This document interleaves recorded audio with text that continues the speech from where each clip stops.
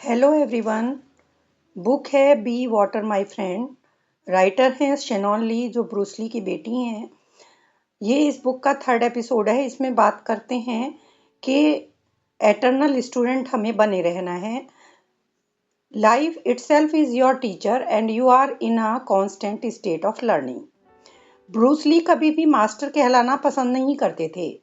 एक बार यदि आपको लगता है कि आप टॉप पर हैं, तो निश्चित रूप से आप नीचे गिरते हो। खुद को स्टूडेंट समझते रहना यानी हमेशा नए आइडियाज, नई पॉसिबिलिटीज और नए डायरेक्शंस और नई ग्रोथ के लिए ओपन रहना। जैसे प्याज, ओनियन, एक के बाद एक परत उतारते रहना उसकी, always uncovering new layers of soul और नई अंडरस्टैंडिंग रिवील करना। Life of self examination, self peeling, bit by bit, day by day, these are the words of a man passionate about learning. Focused enthusiasm for understanding and growth is a hallmark of a genius.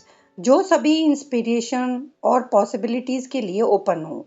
His only limit यानी उसकी अपनी limit, being the limit of his own imagination and understanding. हालांकि imagination की limit ही उस व्यक्ति को रोक सकती है जो नए एक्सपेरिमेंट करता रहे पूरी life.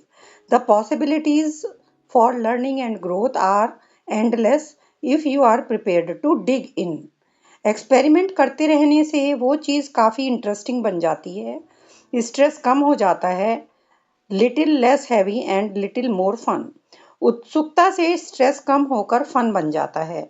This stance of curiosity can be both freeing and engaging. जब जब आप एक्टिवली इंगेज होते हो और क्यूरियोसिटी से चीज़ें देखते हो, तो एक नई दुनिया आपके सामने खुल जाती है। आप जितना डल या स्कैरी समझते थे, वो नहीं लगता। सबसे इम्पॉर्टेंट चीज़ होती है कि आप क्या कर रहे हैं, आप कहाँ पर हैं और आप कहाँ पहुँचना चाहते हैं। तब आप अपना रास्ता ढूंढते हैं। Research your own experience and reject what is useless, accept what is useful and add what is essentially your own. Bruce Lee कहते हैं कि टीचर एक साइन पोस्ट की तरह होता है जो ट्रेवलर को रास्ता दिखा सकता है यदि वो भटक गया है, लेकिन डिसाइड आपको ही करना है कि किस दिशा में जाना है। वो एक्सपीरियंस बता सकता है, वो कंक्लूजन नहीं दिखाएगा। सो टीचर जो भी बताता है वो आपको खुद ही एग्जामिन करना पड़ेगा।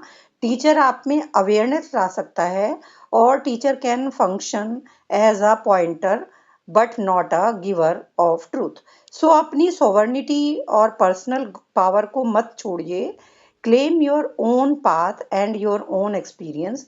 अपने टीचर को दिखाए हुए रास्ते पर चलिए और उसको रिस्पेक्ट कीजिए, पर ये भी याद रखिए, आप केवल अपनी ग्रोथ के लिए खुद ही जिम्मेदार हैं।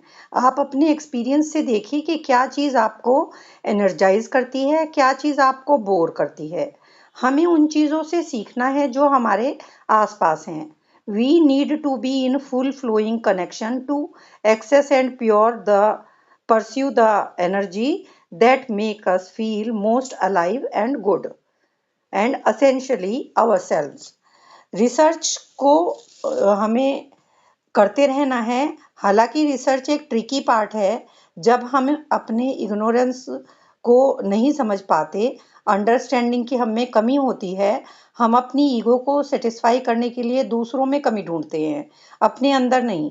हमारी ईगो हमें कहती है कि हमें सब पता है, हमें क्या चाहिए, हमारे लिए क्या अच्छा है। ईगो हमारी सोल की जगह ड्राइवर बन जाती है। ईगो हमारी इमेज के थ्रू हम में आती है।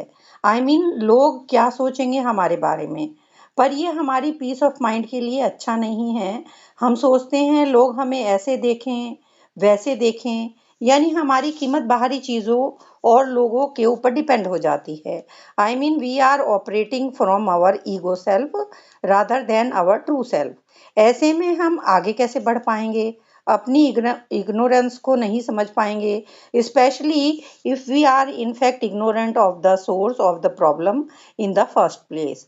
सो सबसे पहले हमें अपने इग्नोरेंस का कारण ढूंढना होगा और इसके लिए बहुत ही ज़्यादा सेल्फ अवेयरनेस चाहिए, ऑनेस्टी चाहिए। What are you ignoring in your life? Yes, actually जो चीज़ें आपके लिए अच्छी हैं, लाइक आपको अच्छा खाना चाहिए, तो चाहिए पर शुड पे ध्यान देना चाहिए। मुझे ज़्यादा एक्सरसाइज करनी चाहिए, लेकिन ये जो शुड है, this should may be exactly what you need, लेकिन आप इसको ध्यान नहीं दे रहे, इसको इग्नोर कर रहे हैं। यही इग्नोरेंस है। यानी जो ये चाहिए वाला पार्ट है, शुड वाला पार्ट है, आपको हैवी और बोरिंग लगने लगता है, और इसको शिफ्ट करना आपको स्ट्रगल लगता है, और आप फिर भी उसे चेंज नहीं कर पाते। फॉर एग्जाम्पल, आपको खाना कम खाना करना है, तो आप खुद को रोक नहीं पाते। आप प्रॉब्लम जानते हैं कि आप ओवरवेट हैं, पर फिर भी खुद से कहते हैं कि नहीं, मैं मोटा नहीं हूँ। आप इस नेगेटिविटी में और इनर स्ट्रगल में ही लॉक होकर रह जाते हैं। यदि आप खुद से ऑनेस्ट होते हैं कि आपको क्या चीज़ रोक रही है और उसका क्या करना है, तो आप सॉल्यूशन नहीं ढूंढ पाएंगे। Learning is discovery. आप अपनी इग्नोरेंस की वजह ढूंढना कि हम में ऐसा क्या है, कब उसे डिस्कवर करना है, कैसे अपनी लाइफ को बड़ा करना है, हमें अपनी एबिलिटीज को अनकवर करना है। Find more of the cause of ignorance. अपने इश्यूज को देखने के लिए करेज चाहिए, और उनको हल करने के लिए हमारे अंदर लगन होनी चाहिए। बहुत बार हम फ्रस्ट्रेट हो जाते हैं कि आगे क्या करें, कैसे करें, और हम सोचते हैं कि छोड़ो, जैसा चल रहा है चलने दें, क्यों खुद को परेशानी में डालें। लेकिन ब्रूसली कहते हैं, एक बार आप उन इश्यूज पर काम शुरू करते हैं, तो आपको स्किल मिलती है, और आप प्रैक्टिस करते हैं, आप ग्रो करने लगते हैं, और आपको चीज़ें आसान लगने लगती हैं। धीरे धीरे में आप में एंथुजियाज्म भी बढ़ने लगता है। अपने डर के ऊपर आपको विजय पाना ही सही अंडरस्टैंडिंग लगने लगता है। एक्चुअल में शुरुआत में प्रॉब्लम आती है, सिर्फ एक बार आप में प्रॉब्लम की तरफ देखने की हिम्मत आ जाए। यदि आप प्रॉब्लम को नहीं देखेंगे, तो खुद के पोटेंशियल को नहीं समझ पाएंगे। आप अपनी उस लेयर को पहचान पाएंगे जो आपको रोक रही थी। और understanding your fear is a very important step in maximising your potential. Fear की वजह से हम ट्रेडिशन और गुरुओं के चक्कर में फंसे रहते हैं। यदि फियर होगा, तो आप कोई इनिशिएटिव नहीं ले पाएंगे। डेवलपमेंट का दुश्मन है डर, या पेन, या फोबिया। हम जरा सा भी जो परेशान होना नहीं चाहते। एज यू फील अनप्लेजेंट, आप में अवेयर नहीं रह पाते हैं। आप खुद में, आप में फोबिया आ जाता है। जब आप अपने डर का सामना करते हो, तो बहुत ही शानदार चीजें आपके साथ होती हैं। आपके सामने उनकी पावर कम हो जाती है। सब में कमजोरियां होती हैं, सब में कमियां होती है, सब में डर होता है। There is flip side to what you consider your weaknesses. Weakness और स्ट्रेंथ दोनों कनेक्टेड हैं। आप सोचते थे कि दोनों अलग हैं।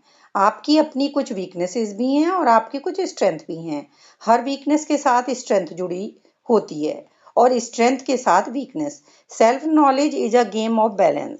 हमें रेस्ट भी चाहिए, काम करना भी हमें अलोन टाइम काम करना भी हमें चाहिए। हमें अपने साथ, खुद के साथ टाइम भी बिताना चाहिए, सोशल टाइम भी चाहिए।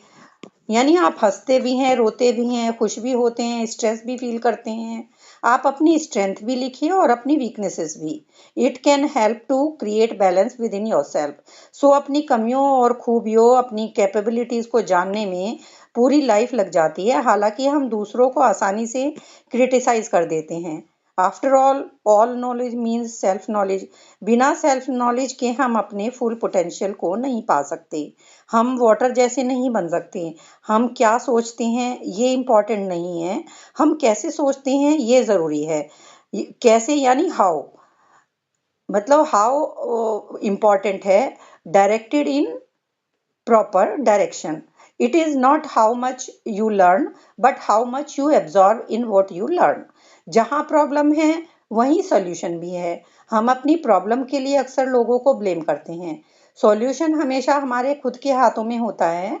हमें उस सॉल्यूशन को ढूंढने के लिए ज़्यादा क्रिएटिव होना होगा। हमें अपनी प्रॉब्लम को लिख कर रखना चाहिए।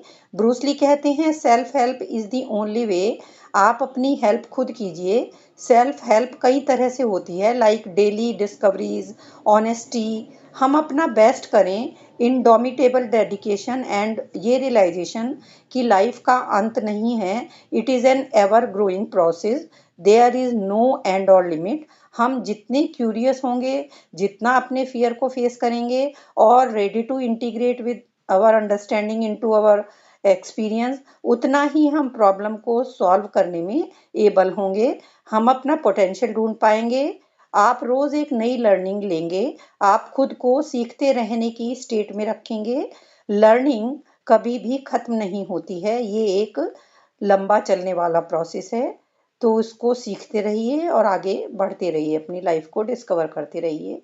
Thank you so much for listening.